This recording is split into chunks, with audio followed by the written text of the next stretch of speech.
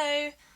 Someone on my Ask FM the other day approached me asking if I could make a video about how the London Underground works, and sorry about the car noise, and I think I can, even though I don't think I should be making one of those super detailed videos because I'm sure there's at least 50 million of them, and it would take me far too long to explain to you in depth the system of the London Underground.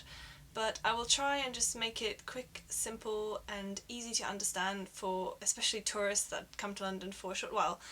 So, the London Underground is magical and very old, and it's actually one of the easiest to use transport systems I have personally encountered, and I've been to a few places. I've been to like Milan or Prague or Berlin, Hamburg, stuff like this. Now London is pretty big, so there are a lot of lines. I'll show you a map now. Here you can see the London Underground tube network. I know it looks a bit confusing because there's a lot of lines, but they all have names, and once you know the colour of each one, it's really easy.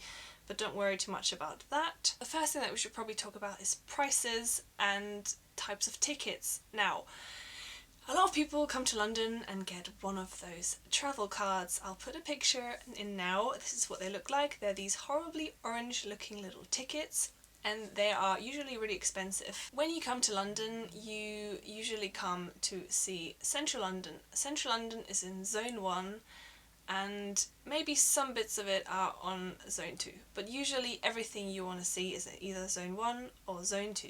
London has loads of zones. I don't actually know how many, at least 9, 10 or more like that, but that's really far out. If you're going into Zone 6, that's going to take you at least 40 minutes on the tube, so you don't have to worry about getting like a 1 to 6 zone travel card, which is what a lot of tourists do. I see it all the time. People at the ticket office just asking, can I have a Zone 1 to 6 travel card, and they're blatantly tourists that just want to go see Big Ben or whatever.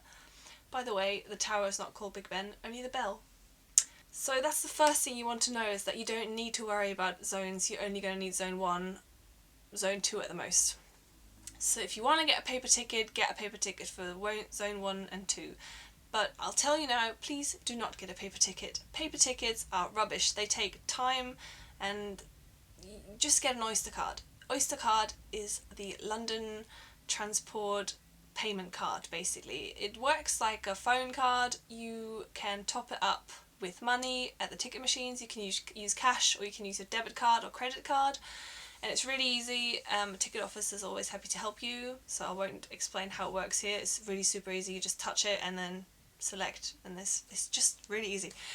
But you can also use contactless payment cards, so if your debit card or credit card has this symbol on it, then you do not have to get an Oyster Card, because you can just use your normal card and it will be the same fare as an Oyster Card. Now, why should I get an Oyster Card, you ask? I hear you, and Oyster Cards are about half the price per fare as any other type of ticket. So if you get a normal ticket, it'll be super expensive, even a day ticket. And the great thing about Oyster Cards is it charges you per fare, but it caps you. So if you've done so many rides in a day that a day card would have been cheaper for you, it automatically stops at the day ticket price, so it's never more expensive than another form of ticket. There is a fly. So you want to get an Oyster Card. You can get them at most ticket machines and at most little corner shops. You can get them at the ticket office, obviously, and I think, if I remember correctly, they are £5, which is a deposit charge. So if you bring the card back, they'll give you back your money, so technically an Oyster Card is free. You need to have at least some money on it to use it. You can also top up any weekly travel cards, daily travel cards on your actual Oyster Card.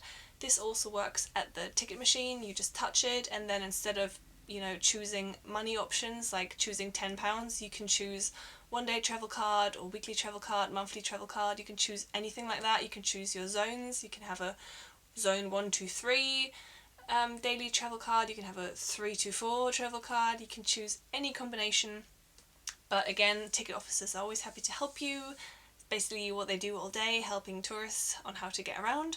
So you just want to find your nearest ticket office in the station, buy an Oyster Card, and then just say to the man, hello, I want to go there and there, can you please help me top up the right thing on my Oyster Card? and then you are already 10 step, 10 step, not above, before. You're already 10 steps further than most tourists are.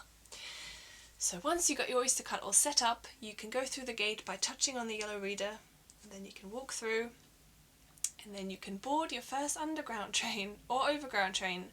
Because the great thing about Oyster Cards and contactless payment is that you can use them on any type of London transport. This includes the cable cars. Yes, you can use cable cars on the Oyster Card. It's really weird, but it exists. You can use the DLR, you can use the Overground, you can use First Capital Connect, and you can use buses. Buses in London do not take cash. I repeat, they do not take cash. If you're stranded in London without an Oyster Card, you will not be able to get home on a bus. Sad. Also, please note that at the time that I'm making this video, today is the 17th of September 2015, there is no night tubes in London. So the last tube of each line usually goes around midnight. The night tubes were meant to be implemented by now, but they have been pushed back, I think, until next year in March. So currently, even though London is one of the biggest cities in the world, there is no tubes at night. This is shocking for a lot of tourists, but yeah, once it's midnight, you're basically going to have to find a night bus, and night buses are a nightmare. So avoid at any costs. Take a taxi or an Uber. Uber app is the best thing ever in London. It's fairly cheap and it will get you around quickly. But yeah, it's sad that we don't have night tubes still. One day we'll have them. And this is basically everything you have to know. Everything else on how to get around you can find on the actual tube map. It's really easy. It shows you exactly what stations you can interchange at. It shows you what kind of what kind of access there is, if there's lifts. It shows you everything. One thing I should probably also mention is that on the London Underground they are always doing improvement works, especially on weekends. So if you're travelling somewhere on weekends, go to tfl.gov.uk and just see how the service is at the moment, because usually there'll be at least 2 lines closed or partially closed. So you don't want to, plan a trip somewhere important and then not be able to get there. So do make sure to check that. There is a lot of good apps that you can download. CityMap is obviously also really good, but there's a TfL app. There's a bus app where you can see when the next bus is arriving. You can see, if there's any delays on the Underground and stuff like this. That's all really helpful. A really important thing on the London Underground is when you are using the escalators, for the love of God, please stand on the right. Walk on the left, and when you board the train, please mind the gap, because sometimes there really is a big gap. Usually there isn't, but sometimes there is, especially at Monument. If you've ever been to Monument Station, you'll know what I mean. Try and board a bloody District Line train, there gaps like this big.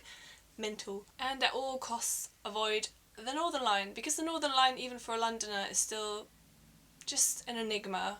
I don't really know how it works. If you ever try to change from one branch to the other branch, you'll know what I mean, but I've probably gotten lost in the Northern Line at least 5 times. And I'm quite good with the London Underground, if I say so myself. So yeah, upsetting. I hope this video was helpful to you, and if there's any other things you can think of that I should have definitely mentioned and didn't because I'm not that smart, please add in the comments. And yeah, thank you. Bye.